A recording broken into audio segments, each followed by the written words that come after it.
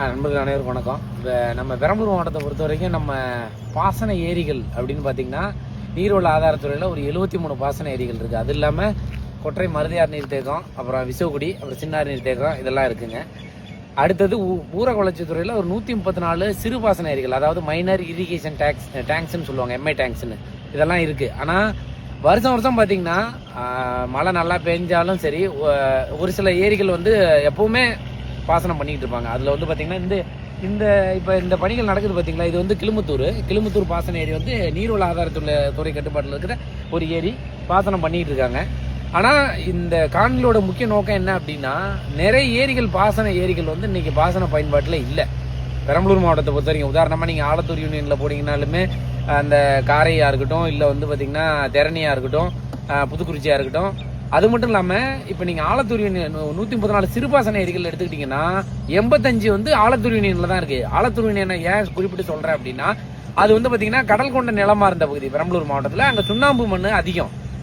அதனால் அவங்க அந்த காலத்தில் என்ன திட்டமிட்டு இருக்காங்க அப்படின்னு நம்ம கணிக்க முடியுது அப்படின்னா, பாசன ஏரி மூலியமா, இப்போ பாசன ஏரி இருந்துச்சுன்னா, ஒரு உதாரணத்துக்கு இப்போ இந்த ஏரினால என்னென்ன இந்த பாசன நிலங்கள்னால இப்போ நமக்கு வீட்டுக்கு தேவையான அரிசி கிடைக்குது, கால்நடைக்கு தேவையான வைக்கோல் கிடைக்குது. ஏன்னா இது தற்சார்பு, அடி மண்ணுக்கு, நடு மாட்டுக்கு, நுனி வீட்டுக்கு அப்படின்னு சொல்லுவாங்க.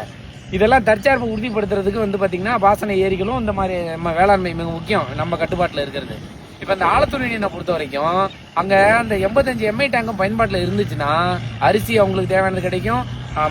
அரிசி மட்டும் இல்லை, கடலை பயிரிட்டுக்கலாம், உளுந்து பயிரிட்டுக்கலாம், மாடுகளுக்கு தேவையான வைக்கோல். இன்னைக்கு ஆலத்தூர் யூனியனில் நிறைய ஊரில் என்ன பண்ணுறாங்கன்னா, ஏன் பாசன ஏரிகள் இருக்கிற ஊர்லேயுமே வெளியே இருந்த வைக்கோல் வாங்குறாங்க.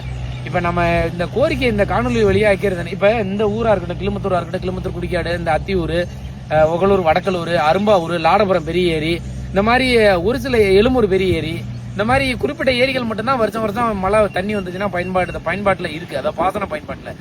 இப்போ நம்ம கோரிக்கை என்னன்னா, இது 73 டேங்காக இருக்கட்டும், நீர்வளத்துறையாக இருக்கட்டும், இல்லை எம்ஐ டேங்காக இருக்கட்டும், இந்த ஏரிகளை பாசன ஏரிகளில் முறையாக ஆய்வு செய்யணும். என்ன தேவை, அதுக்கு என்ன பிரச்சனை இருக்குது, அதே மாதிரி மெயின்டெனன்ஸ் கண்டிப்பாக பண்ணணும். ஏன்னா மதகுலாம் நிறைய ஏரிகளில் ஒர்க் ஆகலை. இப்போ கூடலூரில் ஒரு எம்ஐ டேங்க் இருக்குது. இப்போ மூங்கில்பாடியில் ஒரு எம்ஐ டேங்க் இருக்குது. அந்த எம்ஐ டேங்க்லாம் வந்து பார்த்தீங்கன்னா ஒரு 15 வருஷத்துக்கு அப்புறம், 11 வருஷத்துக்கு அப்புறம் 2020, 2021 பாசனம் பண்ணாங்க. ஆனால் அந்த மதகு பிரச்சனைனால இந்த வருஷம் பண்ணலன்னு நினைக்கிறேன். எல்லா ஏரிகளுமே பாசன ஏரிகளை முறையாக ஆய்வு பண்ணணும். ஆய்வு பண்ணி என்ன தேவை அப்படிங்கிறத புரிஞ்சுக்கிட்டு, ஏன்னா இந்த மாவட்டத்துக்கு இந்த ஏரிகள்லாம் ரொம்ப முக்கியம். குறிப்பாக ஏன்னா இது விவசாயிகளை பெரும்பாலும் கொண்ட மாவட்டம். விவசாயிகள் தான் இங்கே அதிகமாக இருக்கும்.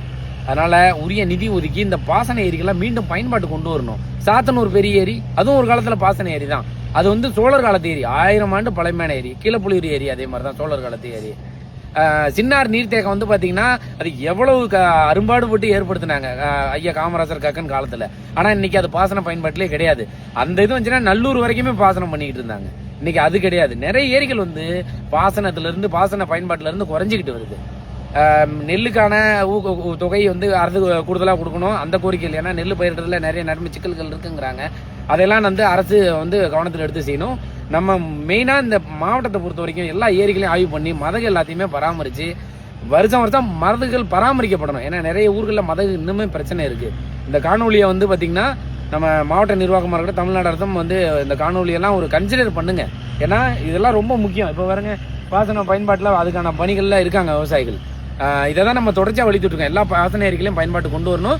இந்த ஏரிக்கெல்லாம் வந்து பார்த்தீங்கன்னா நம்ம வெள்ளாறுலேருந்து தண்ணீர் வருது. வெள்ளாறுலேருந்து இந்த ஏரிக்கு, கைப்பரம்பலூர் ஏரிக்கு, வயலூர் ஏரிக்கு, அத்தியூர் ஏரிக்கெல்லாம் தண்ணி வருது. அந்த வாய்க்கால்களையும் நம்ம வருஷம் முறையாக பராமரிக்கணும் அப்படிங்கிறது தான். இனி ஏரி குளங்கள் இல்லைன்னா மாவட்டம் இல்லை. இதை தான் நம்ம சுருக்கமாக சொல்லிக்கிறோம். நன்றி.